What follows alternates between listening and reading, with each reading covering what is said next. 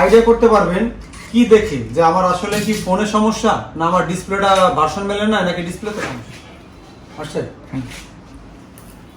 আসসালামু আলাইকুম আমার প্রাণের জিএসএম ভাই বন্ধুরা, কেমন আছেন? আশা করি সবাই ভালো আছেন। আপনাদের দয়া আল্লাহর অশেষ মেহরবানিতে আমিও ভালো আছি। মোবাইল সলিউশন বাংলার পক্ষ থেকে আমি আপনাদের সাদ্দাম ভাই আবার একটা ভিডিও নিয়ে আসলাম। অনেকদিন ধরেই অনেকে বলতেছেন যে ভাই ভিডিও আসে না কেন।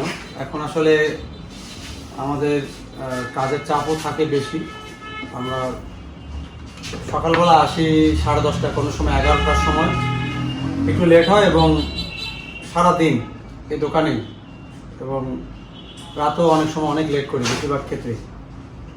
তো সবসময় ব্যস্ততার মধ্যেই থাকে। তো অনেকে বলতেছেন যে ভাই ভিডিও আসে না। আমি কিছু পর্যায়ক্রমে আনবক্সিং ভিডিওগুলো ছাড়ছি আপনাদের উদ্দেশ্যে, কারণ আমি অনেক টাকার ইনস্ট্রুমেন্ট কিনছি এই মাসের মধ্যে, হিউজ পরিমাণ একটা। তো সে জায়গায় আমার কিছু তিক্ত অভিজ্ঞতা সেগুলো আপনার সাথে শেয়ার করছি। অনেকে বলছেন যে ভাই দোকানের নামটা কি, আমরা দোকানের নামটা শেয়ার করি না এখন পর্যন্ত।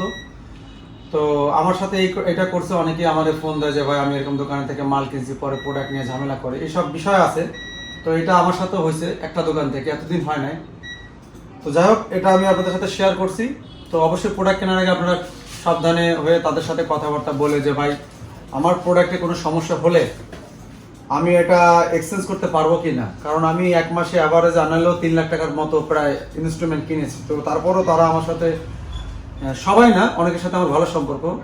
তো কিছু দোকানদার আছে যারা কিন্তু শুধু প্রোডাক্ট সেল হওয়ার পরে তারা কিন্তু দায়ভার নিতে চায় না। তো এইরকম মানুষের সাথে বিজনেস না করাই ভালো।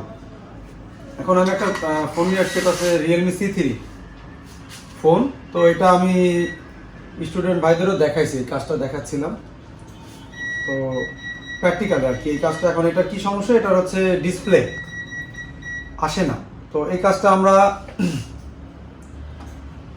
দেখেন, আমি আপনাদের দেখাই কাজটা, আপনাদের একটু লাইভ দেখাবো এখানে কি সমস্যা। আমি যদি এখানে ইন করি, তুমি ক্যামেরা ধরছো, তুমি একটু হাতটা দেখো যেটা ভাইব্রেশন করবে। এক হাতে ধরো, এটা এক হাতে ধরো, হ্যাঁ ধরছো। এবার আমি ইন করি, আর এদিকে পোর্টটাও দেখাই যায় ভাইব্রেশন করছে। হ্যাঁ, আর এই জায়গায় 201 অ্যাম্পিয়ার টানতেছে, দেখছো? হ্যাঁ হ্যাঁ, তো 201 এটা ক্লিয়ার দেখাচ্ছে, ফোকাস না? হ্যাঁ দেখাচ্ছে। আচ্ছা, 20 টানতেছে। আবার আমি ছেড়ে দিলাম, ওই যে অ্যাম্পিয়ারটা দেখাও, ছেড়ে দেওয়ার সাথে সাথে ছেড়ে দিল, ঠিক আছে।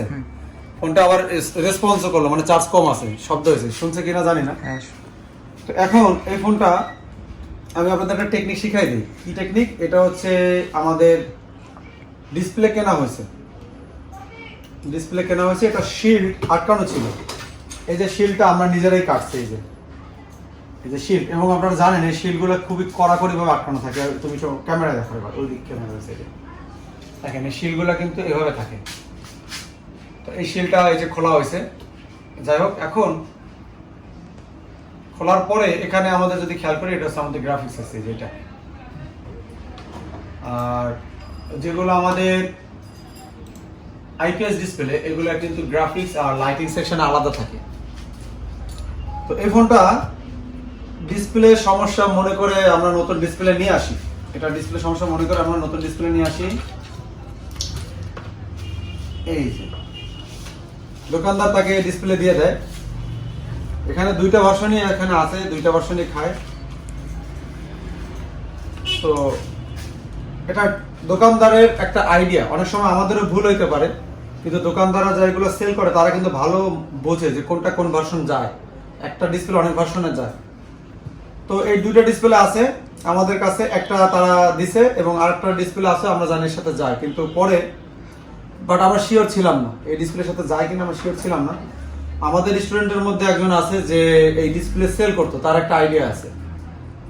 তো এখন আমরা এটারে পরীক্ষা করা শুরু করি। যেহেতু ডিসপ্লে তারা দিছে এবং ডিসপ্লে আসে নাই, তখন তারা হয়তো ধারণা করছে যে ফোনের সমস্যা।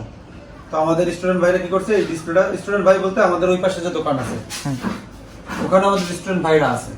তো তারা কি করছে, এই ডিসপ্লে কিনে নিয়ে আসছে। তো ধারণা করছে যে আমাদের ফোনের সমস্যা। তো আমরা ট্রেসিং করছি যে আপনারা আইডিয়া করতে পারবেন কি দেখে যে আমার আসলে কি ফোনের সমস্যা না আমার ডিসপ্লেটা ভার্সন মেলে না নাকি ডিসপ্লেতে সমস্যা। এটা আমি দেখার জন্য কি করছি, দেখেন এটার স্টেনশিল যা আছে এটা আমরা উপরের এটা উঠাইছি। এই যে এটা পুরো স্টেনশিলটা আমরা উঠাইছি এখান থেকে। ওঠানোর পরে আপনাদের একটা টেকনিক শেখাই দেয়, এতে আপনারা বুঝতে পারবেন।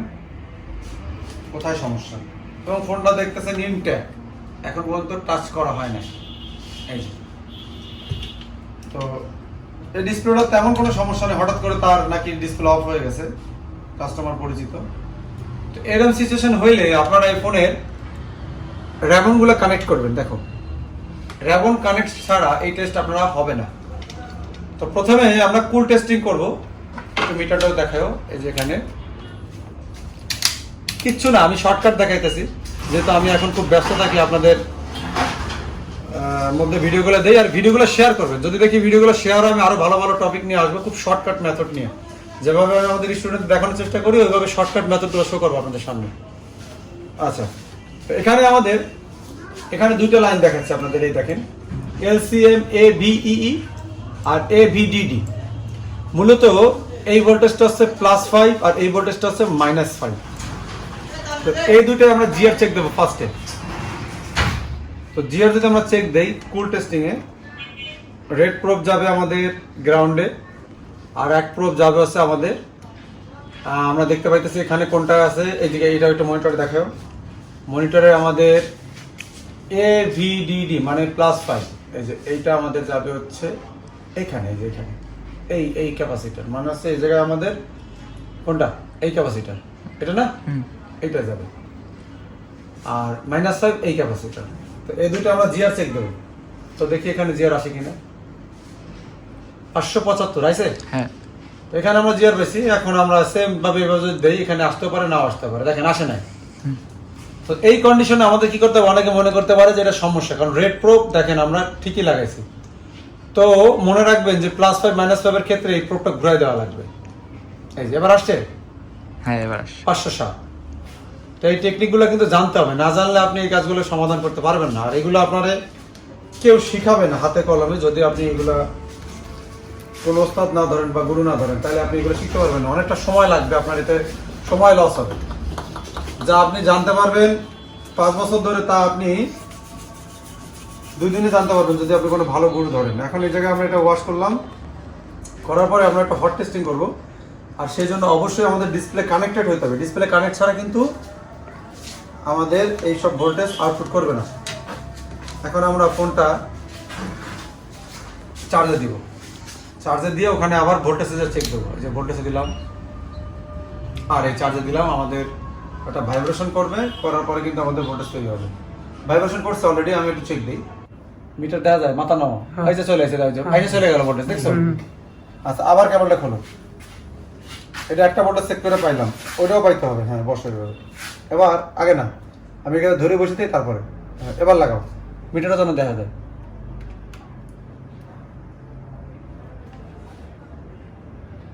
এটা ভোল্টেজ আছে, এই যে আসছে, দুইটাই ভোল্টেজ আছে আমাদের।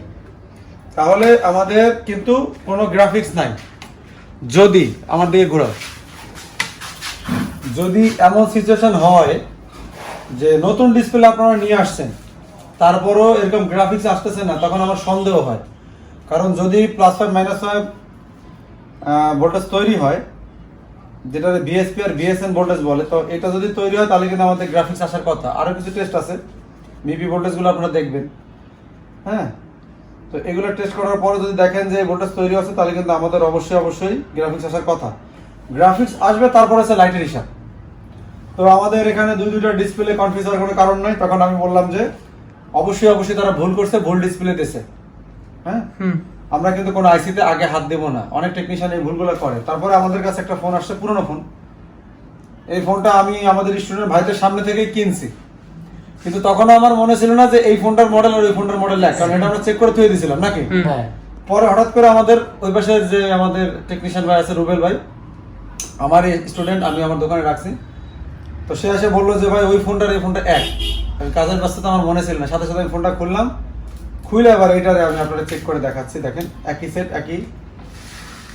এবং দেখেন এখানে দুইটা মাদারবোর্ড আছে, আমি একটু দেখাই, অন্তর দিকে আসুন।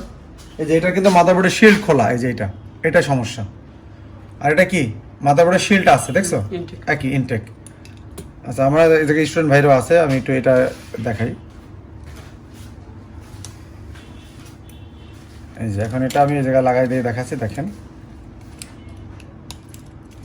তো আপনারা এইভাবে করে চেক দেবেন। আগে কোনো আইসিতে কাজ করার দরকার নাই, এভাবে চেক দেবেন এবং বুঝতে পারবেন যে আপনার ফোনে সমস্যা নাকি আপনার ডিসপ্লে সমস্যা। এটা যে কোনো আইপিএস ডিসপ্লের ক্ষেত্রে আপনারা কিন্তু এই ট্রিকটা অ্যাপ্লাই করতে পারেন। তারপরের অ্যামোলেড নিয়েও যদি সম্ভব হয় আমি একটা ভিডিও নিয়ে আসবো। এখন আশা করি এটা চলে আসবে ইনশাল্লাহ। দেখছেন আমাদের এখানে কিন্তু চলে আসছে। তা আমরা যদি ভুল পদক্ষেপ নিতাম তাহলে কি হতো? কারণ তারা কিন্তু অনেকদিন ধরে ডিসপ্লে সেল করে, অনেক সময় ভুল করছে তারা। তো এই জন্য আমাদের কিন্তু আন্দাজে কাজ করা যাবে না, ডিসপ্লে কোড যদি ভুল করেছে তারা। তো যাই হোক, এই একটা ছোট্ট ইনফরমেশন ছিল আপনাদের। ছোট্ট ইনফরমেশন কিন্তু এটা অনেক কাজের ইনফরমেশন। যারা জানেন না তাদের জন্য ভিডিওটা একটু শেয়ার করবেন, তাহলে আমি এই ধরনের ভিডিও আনবো সামনে, আস্তে আস্তে এই ধরনের ভিডিওগুলো আসবে। সবাই ভালো থাকবেন, আমাদের স্টুডেন্ট ভাইদের জন্য দোয়া করবেন। আল্লাহ হাফেজ।